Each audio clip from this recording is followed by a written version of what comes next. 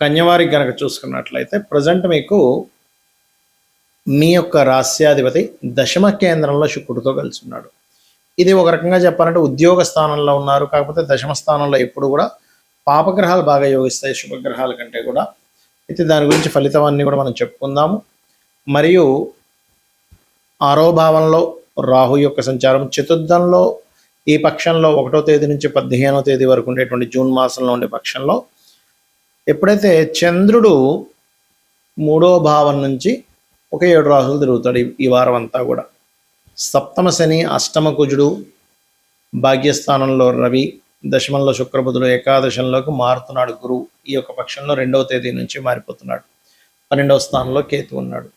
ఈ యొక్క గ్రహాల యొక్క స్థితిని బట్టి మీకు ఎటువంటి విషయాల్లో చక్కటి ఫలితాలు జరగనున్నాయి, ఏ విషయాల పట్ల జాగ్రత్తగా ఉండాలి, ఏ దేవతారాధన చేయాలి అనేటువంటి అంశాలు చెప్తుంది నేనైనప్పటికీ చెప్పిస్తుంది సాక్షాత్ లలిత అమ్మవారిగా భావిస్తూ, ఆ లలితాంబిక అమ్మవారి యొక్క అనుగ్రహం మీ కన్యారాశి వారికి పూర్తి అనుగ్రహాన్ని ఇవ్వాలని మనస్ఫూర్తిగా కోరుకుంటూ, ఇక్కడ గమనించుకున్నట్లయితే మీకు ఎప్పుడైతే లగ్నాధిపతి దశమ కేంద్రంలో ఉంటూ శుక్రుడితో కలిసి ఉన్నాడో, ఆర్ట్స్ రిలేటెడ్, మార్కెటింగ్ రిలేటెడ్ సంబంధించిన ఏదైనా కళారంగాలకు సంబంధించిన, ఫ్యాషన్ రంగాలకు సంబంధించిన ఉద్యోగ అవకాశాలు మీకు చక్కగా రానున్నాయి. అలాగే మరొక విషయం ఏంటంటే, ఇక్కడ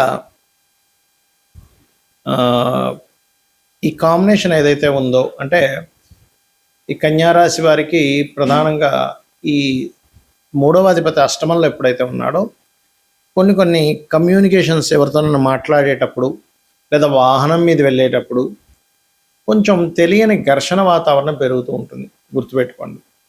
అదేవిధంగా ధనాభివృద్ధి అయితే ఖచ్చితంగా ఉంది, అందులో ఎటువంటి సందేహం లేదు. 1వ తేదీ మాత్రం ఎట్టి పరిస్థితుల్లో అవతల వారి గురించి పూర్తిగా తెలియకుండా అగ్రిమెంట్స్ గట్రా ఏమి చెయ్యకండి నా మాట విని.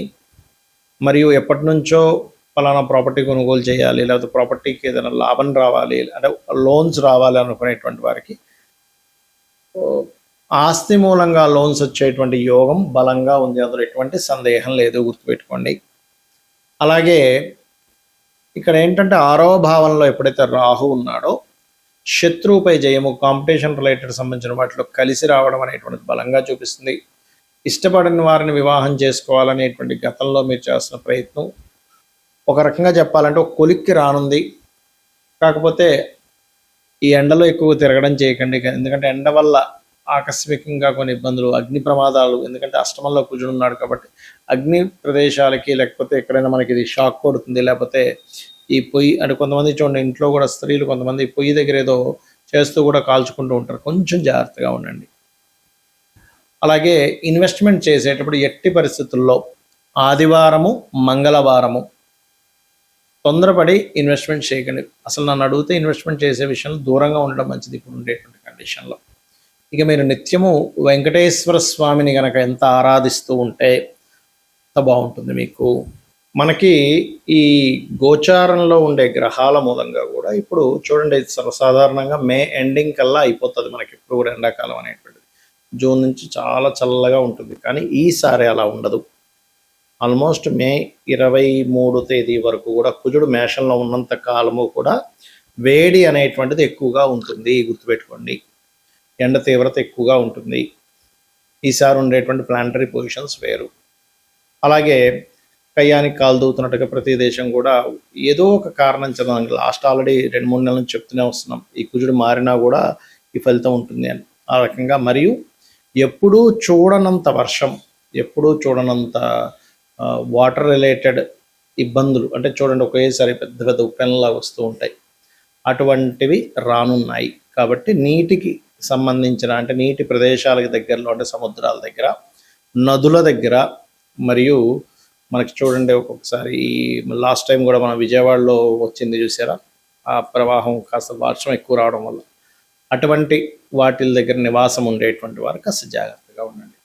మరియు నీటి మూలంగా కూడా వచ్చే వైరస్లు ఉన్నాయి కాబట్టి కాస్త కాచి చల్లార్చిన నీరు తాగుతూ ఉండండి. ఇక ఇక్కడ గోల్డ్ రేట్ అనేటువంటిది ఒక 1 year వరకు ఫ్లక్చువేషన్ అనేటువంటిది అవుతూనే ఉంటుంది, పెరుగుతుంటుంది, తగ్గుతుంటుంది. ఈ యొక్క ఇదైతే ఉంది క్లియర్గా. ఇక మరొక విషయం ఏంటంటే, ఒక రాజకీయ నాయకుడికి అతని పదవి మీద కొంత ఇబ్బంది పడే యోగం ఉంది, చాలా సీనియర్ రాజకీయ నాయకుడికి. ఎందుకంటే ఇక్కడ ఉండేటువంటి రవి ఉండే స్థితి, రవి రాశుల్లో ఉండే కేతు స్థితి ఉంది కాబట్టి రాజకీయ నాయకులు కొద్దిగా జాగ్రత్తగా ఉండాలి. ఇక్కడ ఎప్పుడు కూడా గోచారంలో మనకి గ్రహాల యొక్క మార్పుల వల్ల మన జన్మ జాతకంలో ఉండేటువంటి ఏవైతే భావం ఉంటుందో ఆ భావం యాక్టివ్ అవ్వడము లేదా డియాక్టివ్ అవ్వడం అనేటువంటిది జరుగుతూ ఉంటుంది. అయితే ఎప్పుడు కూడా గోచార ఫలితం ఒక 10 to 15% అనుకుంటే మీ పర్సనల్ చార్ట్, ఎందుకంటే మీరు పూర్వజన్మల్లో ఎటువంటి మంచి కర్మలు చేశారో తద్వారా జననం, ఎటువంటి మనకు తెలుసో తెలియక కొన్ని అజ్ఞానంలో కొన్ని కర్మలు చేస్తుంటాం, తద్వారా కొన్ని ఇబ్బందులు పడుతూ ఉంటాం. కాబట్టి ఎప్పుడు కూడా మీరు గుర్తుపెట్టుకోండి, మీ పర్సనల్ చార్ట్నే ఇక్కడ చూసుకోవాలి. అంటే మీ లగ్నం ఎలా ఉంది, లగ్నాన్ని బట్టే మనిషి యొక్క తత్వం ఉంటుంది. మీ ధనాధిపతి ఎలా ఉన్నాడు, అంటే మీకు ఏ మార్గంలో ధనం ఉంది, ఎప్పుడు మీకు ధనయోగం బాగా ఉంది, ఎప్పుడు కొంచెం ఇబ్బందికరంగా ఉంది అనేటువంటి విషయం చూసుకోవాలి. గుర్తుపెట్టుకోండి ధన సంబంధించిన విషయంలో. అదేవిధంగా మీరు తీసుకునేటువంటి నిర్ణయాలు ఎలాంటివి, అంటే మీరు ఒక ప్రయత్నం చేస్తున్నారు, ఆ ప్రయత్నం ఎందుకు అవ్వట్లేదు అసలు అంటే ఒక్కొక్కసారి ఏమవుతుందంటే ప్రయత్న స్థానము ఫ్రూట్ఫుల్గా ఉండదు. అంటే మీరు ఒక ప్రయత్నం చేస్తుంటే ఆ ప్రయత్నం ముందుకు వెళ్ళడానికి అది సహకరించదు. దాన్ని 3వ భావము అంటారు. ధైర్యము, సాహసము, దారిద్రము, పరాక్రమం ఇవన్నీ 3వ భావంలో ఉంటాయి. మీ 3వ అధిపతి ఏ గ్రహానికి వచ్చింది ఆ గ్రహానికి సంబంధించిన దీపారాధన మరియు ఆ గ్రహ అధిష్టాన దేవతని కనుక ఆరాధించినట్లయితే అప్పుడు మీరు ఏదైతే ప్రయత్నం చేస్తుంటారో ఆ ప్రయత్నం సఫలీకృతం అవుతుంది. అలాగే మనకి జ్యోతిష్శాస్త్రపరంగా గ్రహాలు ఎలా అయితే మనల్ని సేవ్ చేస్తూ ఉంటాయో అదే విధంగా మనకి ప్రత్యేకంగా చుట్టూ ఉన్నటువంటి, అంటే మనం ఎక్కడైతే నివసిస్తుంటామో ఆ నివాసం ఉంటున్నటువంటి ఇంట్లో 16 జోన్స్ ఏవైతే ఉంటాయి, 16 జోన్స్, ఆ 16 జోన్స్ కూడా మనల్ని రూల్ చేస్తూ ఉంటాయి. అక్కడ కూడా నవగ్రహాలు ఉంటాయి కాబట్టి నవగ్రహాలు, అష్టదిక్పాలకులు వీళ్ళందరూ ఉంటారు కాబట్టి వాటి యొక్క ఎనర్జీస్ కూడా మన మీద పనిచేస్తూ ఉంటుంది. ఎందుకంటే అవి స్థిరంగా ఉండేటువంటివి. ఒక ఇంట్లో మనం వెళ్ళామంటే అక్కడ ఉండే దోషం స్థిరంగా పెరుగుతూ ఉంది అలా అన్నమాట. కాబట్టి మీరు ఒక గృహం తీసుకునేటప్పుడు ఏ డైరెక్షన్లో ఉండేటువంటి గృహాన్ని మీరు తీసుకోవాలి. అన్ని డైరెక్షన్స్ మంచివే, గుర్తుపెట్టుకోండి. ఇక్కడ తూర్పు, పడమర, ఉత్తర, దక్షిణము, ఆగ్నేయము, వాయువ్యము, అదేవిధంగా ఈశాన్యము, అన్నీ మంచివే. 16 డైరెక్షన్స్ మంచివే. కాకపోతే ఇక్కడ ఏంటంటే మీకు ఏ డైరెక్షన్ పనిచేస్తుంది ఈజ్ మోస్ట్ ఇంపార్టెంట్. ఇది ప్రధానంగా గుర్తుపెట్టుకోండి.